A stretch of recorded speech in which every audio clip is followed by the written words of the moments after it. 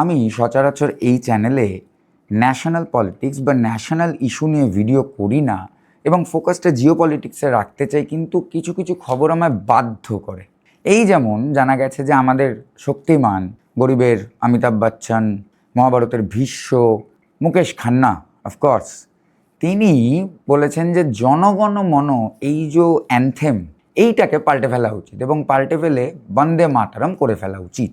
এখন এই অবধি ঠিক ছিল যে কারোর একটা প্রেফারেন্স থাকতে পারে যে আমার জনগণ মন ভাল লাগে না, আমি তার জায়গায় বন্দে মাতরম শুনতে চাই, বা কালকে কেউ একটা এসে বলবে যে আমার জনগণ মন ভাল লাগে না, আমি চিকনি চামেলি শুনতে চাই, বা কেউ বলবে আমি মুন্নি বাদনাম শুনতে চাই। সে যেটা যার পছন্দ, যার যেটা ন্যাশনাল অ্যান্থেম পছন্দ, আমরা ডেমোক্রেটিক দেশ, আমার তাই নিয়ে কিছু বলার নেই। কিন্তু কেন জনগণমন চেঞ্জ করতে হবে, তার পেছনে তার যে লজিকটা, সেটা হচ্ছে যে রবীন্দ্রনাথ এই গানটা লিখেছিলেন নাকি ইংরেজ রানী এলিজাবেথকে খুশি করতে, তাকে একটা নিবেদিত স্তুতি হিসেবে এই গানটা লেখা হয়েছিল, এমন দাবি করেছে মুকেশ খান্না।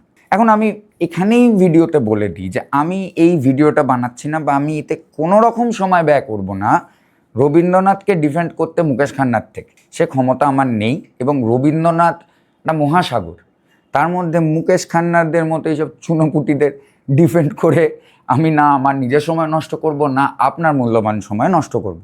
কিন্তু কতগুলো ইন্টারেস্টিং অবজারভেশনস হলো, তাই জন্যই এই ইস্যুটা নিয়ে ভিডিও করতে বাধ্য হল। প্রথমত, আমরা সবাই জানি যে রবীন্দ্রনাথ ঠাকুর একজন বহুমুখী প্রতিভা ছিলেন। মানে লিস্ট এতই লম্বা যে গুণে আমি তো হতবাক হয়ে যাই।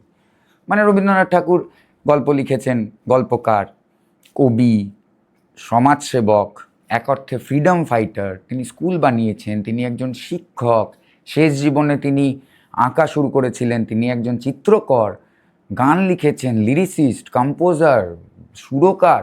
এই সব প্রতিভা তো আমরা রবীন্দ্রনাথ ঠাকুরের জানতামই, আর সেটারই আমরা এতদিনে সেন্স করে উঠতে পারছিলাম না বাঙালিরা, যে একটা মানুষ যার এত প্রতিভা, কোন গুণটাকে নিয়ে আমরা আলোচনা করব, কোনটা কার থেকে বেশি ছিল। বাঙালি এই সব নিয়ে ফেঁসেই ছিল যে মুকেশ খান্না আবার হঠাৎ করে বলে দিয়েছেন রবীন্দ্রনাথ ঠাকুর নাকি জ্যোতিষীও ছিলেন, মহান জ্যোতিষী ছিলেন। কেন বলছি এ কথা? আপনি বলবেন যে না, কই, আমি তো ইন্টারভিউটা পড়েছিলাম। বলেনি? বলেছে। আমি প্রমাণ করে দিচ্ছি, মুকেশ খান্না বলেছে যে রবীন্দ্রনাথ জ্যোতিষী ছিল।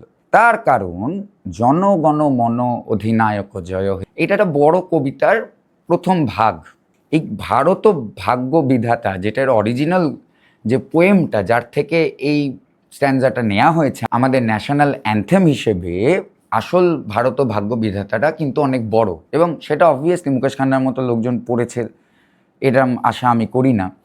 কিন্তু মজার ব্যাপারটা হচ্ছে যে এই যে কবিতাটা ভারত ভাগ্য বিধাতা, এটা লেখা হয়েছিল 1911 সালে, এবং রানী এলিজাবেথ টু, তিনি জন্মেছেন 1926 সালে। মাঝখানে একটা 15 বছরের গ্যাপ। তাই রবীন্দ্রনাথ কত বড় জ্যোতিষী ছিল ভাবুন, যে তিনি গানটা লিখতে বসার সময় 15 বছর বাদে যে বাচ্চা মেয়েটি জন্মাবে এবং জন্মে বড় হয়ে ইভেনচুয়ালি রানী হবে, তাকে নিয়ে 15 বছর আগেই, তার জন্মের 15 বছর আগেই এই রাষ্ট্রগান রবীন্দ্রনাথ লিখে ফেলেছিলেন। কিন্তু এটা কোনো মজার কথা না। এর পেছনে কেন তিনি বলেছেন, মানে এইটা তো আরো ফানি, যে তিনি একটা জনগণ মন বানিয়েছেন কি কল্যাণজি আনন্দজি কার সাথে, এবং সেইটাকে তিনি প্রেজেন্ট করতে চান অ্যাজ দ্য রিপ্লেসমেন্ট টাইপের। যদিও জনগণ মনের জায়গায় বন্দে মাতারাম, কিন্তু জনগণ মনটা উনি একটু কারেকশন করে দিয়েছেন ওইভাবে, যে তিনি নিজের একটা ভার্সন বার করেছেন, যেটাকে প্রমোট করতে গিয়ে বেসিক্যালি এই ফালতু কথাটা বলেছেন, যাতে কিছু আইগ্র্যাব, কিছুটা অ্যাটেনশন পাওয়া যায়। কিন্তু আমার ভিডিওটা সেটা নিয়ে না, এর মধ্যে একটা ইন্টারেস্টিং ডাইকোটমি লুকিয়ে আছে, যেটা কিন্তু আমাদের অ্যাড্রেস করা উচিত। আমি এখন যেটা লক্ষ্য করছি, যে আমাদের ভারতবর্ষে নেতাজিকে নিয়ে, রবীন্দ্রনাথ ঠাকুরকে নিয়ে, গান্ধীকে নিয়ে, জওয়াহরলাল নেহরুকে নিয়ে, এইসব আইকনদের নিয়ে যে যা পারে তা কিন্তু সে বলে যায়। সব রকম লাইসেন্স কিন্তু এই রকম আমাদের যে মহান ব্যক্তিত্বরা আছে তাদেরকে নিয়ে যে যা আলটপকা মন্তব্য, এবং পাবলিক ফিগারেরা তারা কিন্তু এইগুলো করতেই থাকে, এবং এদের এগেনস্টে কিন্তু আমি দেখি না যে 24টা FIR হচ্ছে।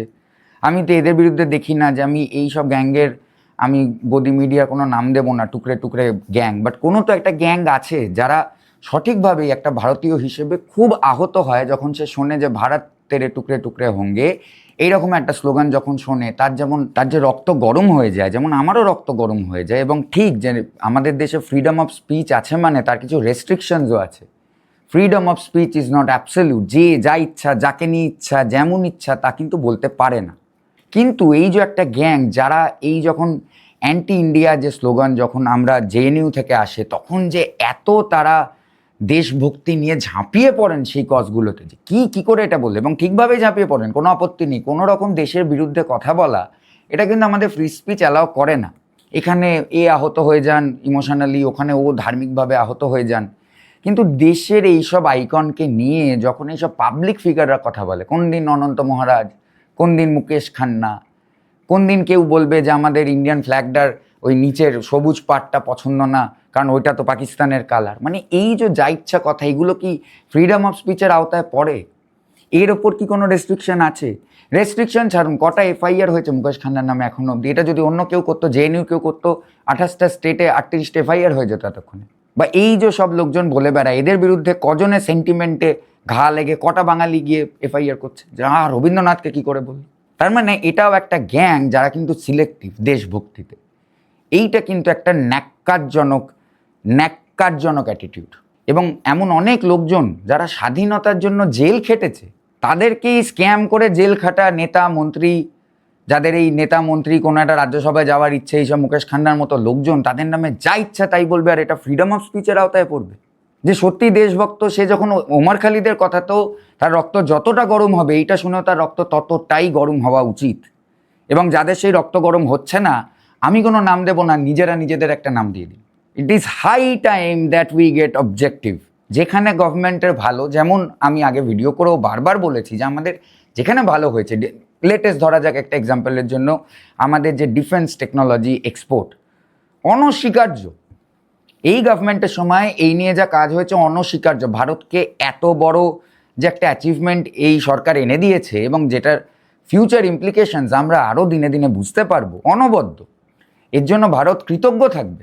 কিন্তু তাই বলে এই না যে এই সরকারের লোকজন যখন ভুল করবে তখন আমাদের সবাই মিলে নিজেদের গান্ধারী মনে করতে হবে। এরম কোনো বাধ্যবাধকতা আমাদের ওপর নেই। বিশেষ করে যখন একটা দেশভক্ত সরকার, যখন এইসব দেশভক্ত লোকজন দেশের আইকনদের নিয়ে এইরকম খিল্লি করে, নিজেদের আইকনকে প্রশ্নের মুখে ফেলে। এবং তাই এই ট্রেন্ডটা খুব বিপজ্জনক। এই ট্রেন্ডটা আমি কিন্তু বাড়তেই দেখছি দিনে দিনে।